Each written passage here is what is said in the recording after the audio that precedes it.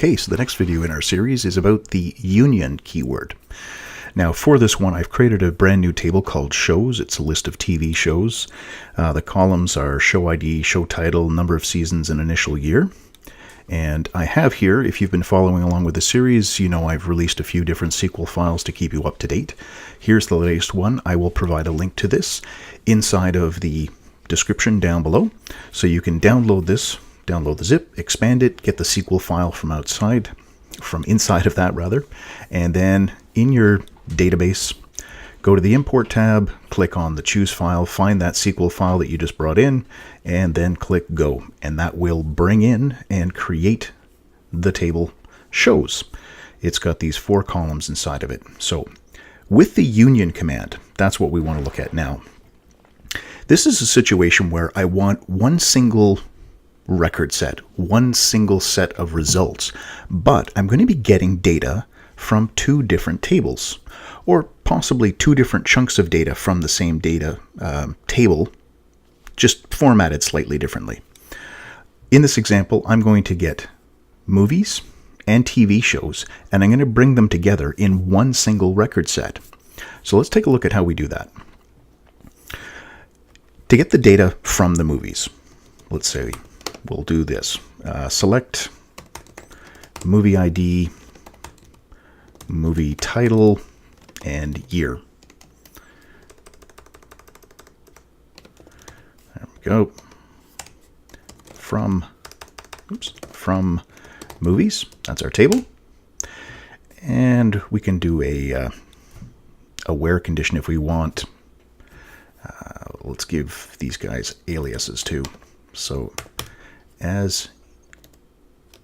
let's just call it release year.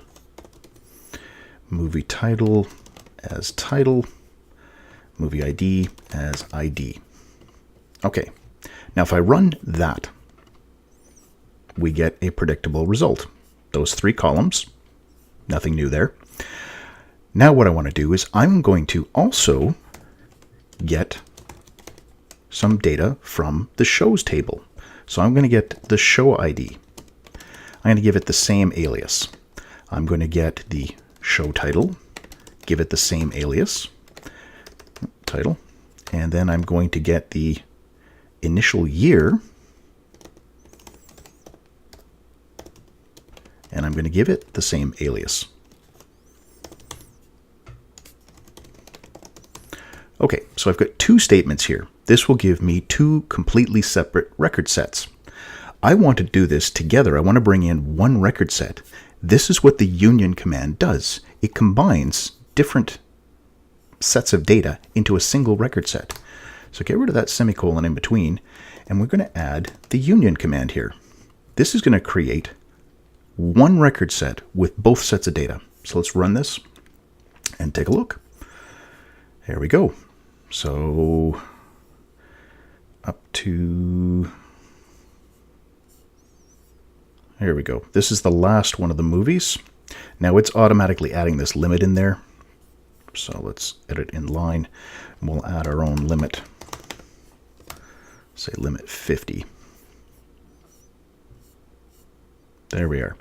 So now I've got all the TV shows and I've got all the movies, all combined in one record set. Once you have the single record set, now you can start to play around and use the other keywords, the other clauses. So I can say where release year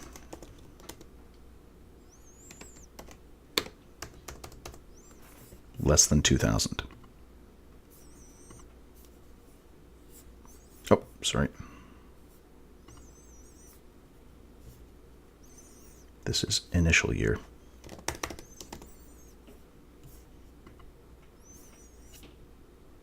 There we go. So I only got 2 shows coming back here. So I filtered that part of it. Now for the other, where year less than 2000. So we have both things in here. We've got a filter being applied to shows, and we have a filter being applied to movies. We have both sets being filtered and then joined together. There we are. So I got 2 from the shows, and I got the rest of these from the movies. And that's the whole thing. Now with union, there's 2 other keywords that we can add in here as well. There's union distinct. This is the default. Doing this is the exact same thing as if I hadn't written distinct. What it means is it removes automatically any duplicates. If I had the same name and year and ID in both tables, so if all the data is the same in a row, it's not going to provide both copies of it for me.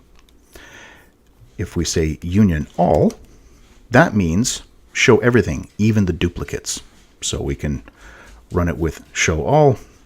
Doesn't really change anything. We had a pretty small record set to begin with, but that's what union all will do, is it will let you show all the duplicates, just in case you don't want to remove all of those. Okay, and that's it. That's the union command in a nutshell.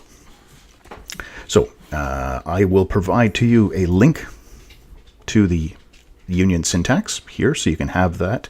I will provide a link to the code gist so you can download that SQL file, and I'll provide a link as well to the rest of the playlist for MySQL videos. If you have any questions, feel free to leave those in the comments down below. And as always, thanks for watching.